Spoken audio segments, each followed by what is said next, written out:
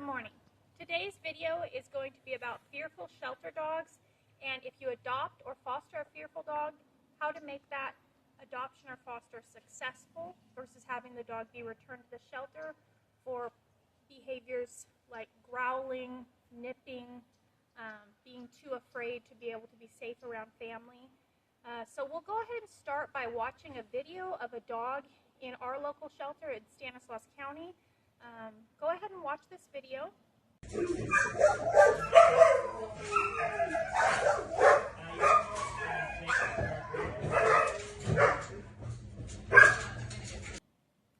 Now that you've seen the video, what do you see that's happening with this dog? What I see is a dog that 24 hours a day in this shelter is practicing feeling overwhelmed, feeling hypervigilant, having every single thing around it make it in fear for its life. So this dog is looking around at every single noise, every clank of the kennel, every opening of the door, every dog that barks around at this dog is terrified. This is how this dog's brain and body has been responding to its environment for months in the shelter. Now, a lot of the times when people adopt these dogs, no one adopts a dog because they don't have a big heart and they don't love animals. What they think is that the answer to this dog's problems is to give it tons of walks and tons of exercise, take it to new places, let it enjoy running around with other dogs constantly, getting it lots of toys, lots of pets and attention and hugs, letting it be in their lap and just hugging it and petting it constantly and letting it know that it will never have to be in the shelter again. These things are the opposite of what a dog or a human who's been traumatized needs. So what I see a lot of people say is that their new shelter dog starts to growl at their guests. What they do is they are just always on edge. They don't feel safe around the dog because the dog will kind of even lunge out to go after them. This usually happens within 24 to 48 hours of someone getting a fearful dog from a shelter. When any being is in fear for its life and feels pressured and overwhelmed, they're very likely to respond to feeling pressured in a way that's defensive. So what your goal is with a fearful dog is to maximize the amount of time that you take pressure off of the dog and that you make it so the dog has a maximum percentage of their day where they feel safe and calm and their world is quiet and small with as little new things and as little distractions as possible. If you think about it from the dog's perspective, the dog has spent several months in the shelter where 100% of their day they felt unsafe. The brain and body get stuck like that. So what your goal is with a fearful shelter dog is to make nearly 100% of their day for many weeks to months, not hours to days, weeks to months, where you are helping that dog to where the largest percentage of their day is quiet, calm, and peaceful.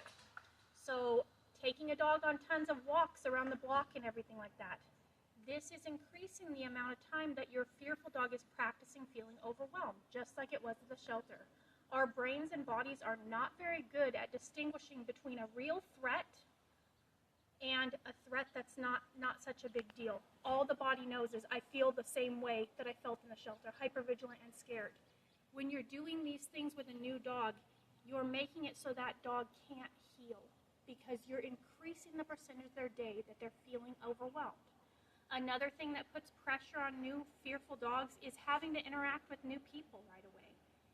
If you were scared for your life and you had been traumatized and brought into a new environment, you wouldn't want to meet all kinds of new people, have new interactions, feel pressure of face-to-face interactions, especially if you were stuck in a state of hypervigilance and fight, flight, or freeze mode. You wouldn't be likely to make good decisions. And at least you as a human can communicate, hey, dude, back off, you're making me uncomfortable. What can a dog do? They can give you signals.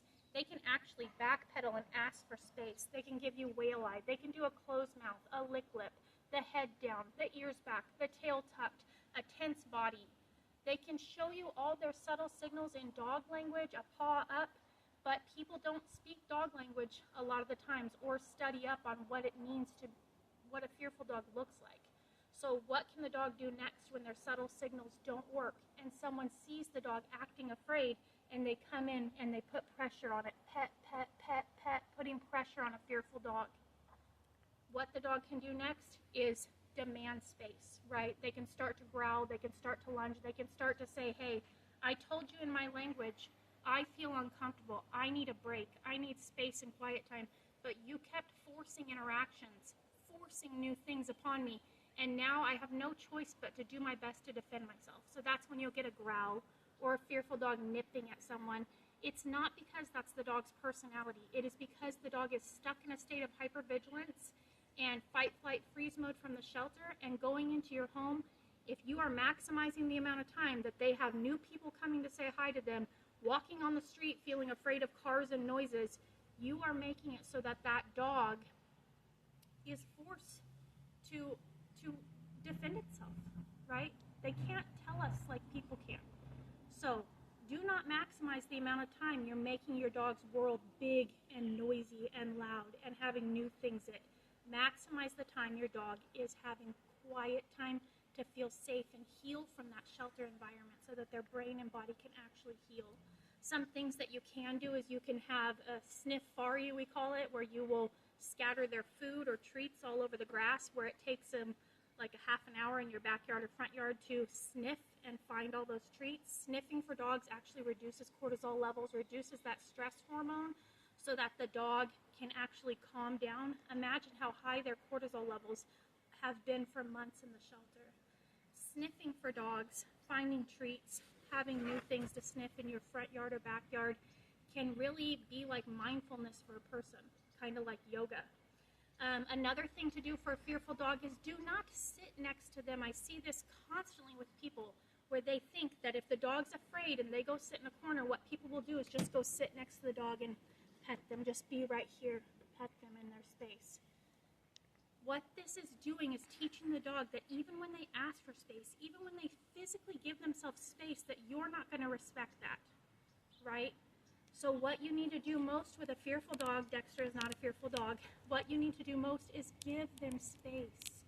Let them seek you out instead of you constantly putting interaction pressure onto them. Another thing that happens with fearful dogs is people will get down on their level like this. Very intimidating for a dog.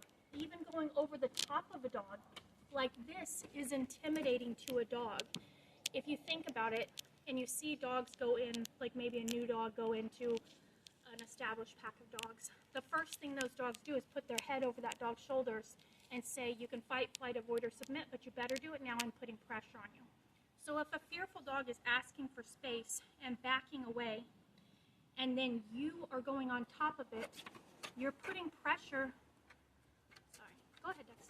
You're putting pressure on a dog that already feels pressured, and you're likely to get a bad reaction. What you can do instead is tilt your body and head sideways and give avoidant, submissive body language and give the dog space.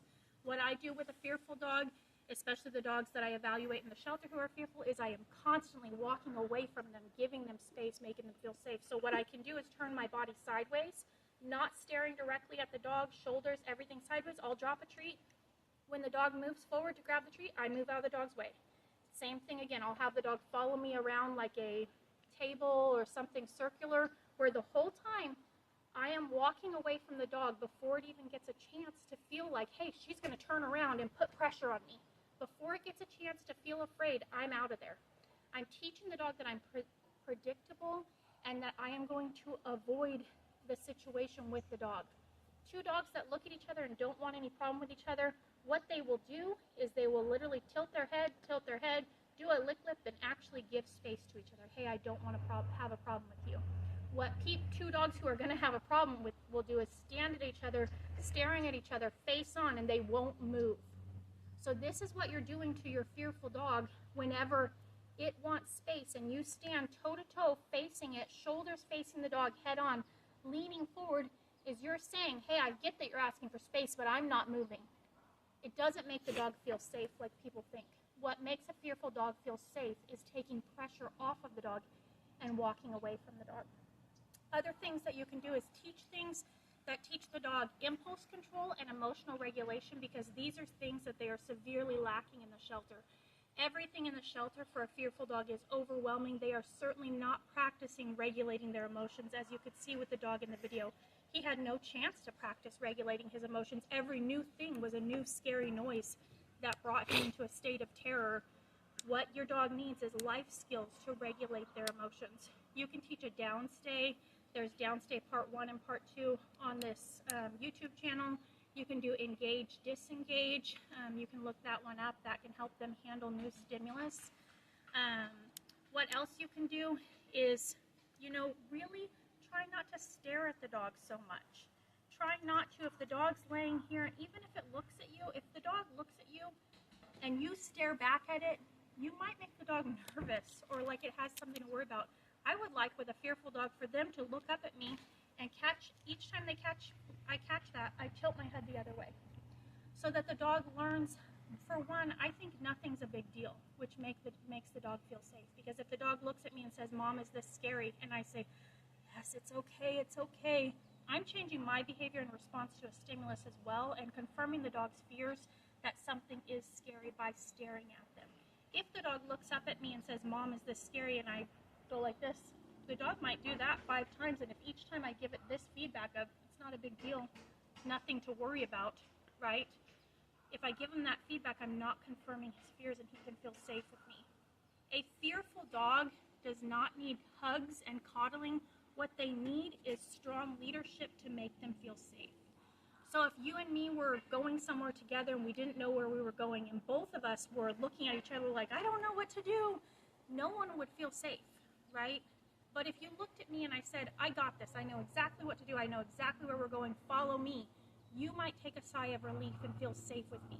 This is what a fearful dog needs, is for you to lead the dog through life and be a confident person that they can handle. Another thing that happens with fearful dogs is they are pretty much primed, a lot of them, to become a dog that very soon will resource guard their person. So just like a dog would resource guard a bone, a dog will resource guard people, and that's when you see a fearful dog on a leash. When anyone walks by, they're human, they lunge out and they're barking and everything like that. Well, this got taught to the dog, and this is what they think the person wants. So if someone comes up and the dog is nervous about the person, and I say, it's okay, buddy," to the fearful dog, what I'm actually doing is encouraging fearful, insecure behavior. Not only that, but I have the dog out in front of me in a leadership position saying, "You're on the front lines to handle things. You handle it for me," right?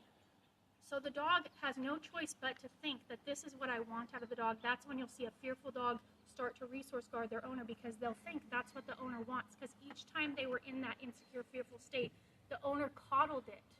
You get what you pet with dogs. So be careful what you're petting. What you want to be petting is calm, under control behavior. If you're petting fear, you're petting reactivity and everything like that, you're just going to get more of it. You're telling the dog, "Yes, you're doing the right thing, keep it up."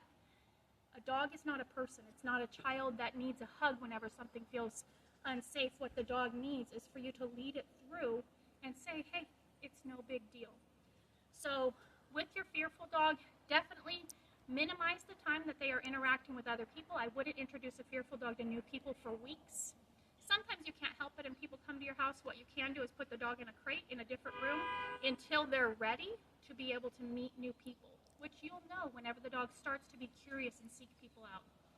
Once you do introduce the dog to new people, what I'd like you to do is, instead of having the dog be still and the person come into the dog space, violating their autonomy, especially if they're on a leash, I would like the dog to be off leash or maybe dragging a leash around just in case something happens. And the person just drop a treat, don't look at the dog, and walk away. Drop a treat, walk away. What you're doing is de-escalating and taking pressure off. As far as introducing to new dogs, there's plenty of videos on this channel. Please watch the integrating your dogs into your new shelter dog into the pack of dogs video, and watch how to properly introduce dogs to other dogs. There's also a video on this channel about how to introduce dogs to people when the time comes, so please watch those. And remember, what your fearful dog needs the most is space to feel safe and their world to be quiet and calm with as little things going on as possible. I have seen the most perfect dogs who have been through a prison program that I trained for go into a place and within a day they're growling at people, and these dogs have been so solid and perfect. Guess what happened? The dog got taken to a groomer immediately. They got taken to a pool party. They got taken to a barbecue.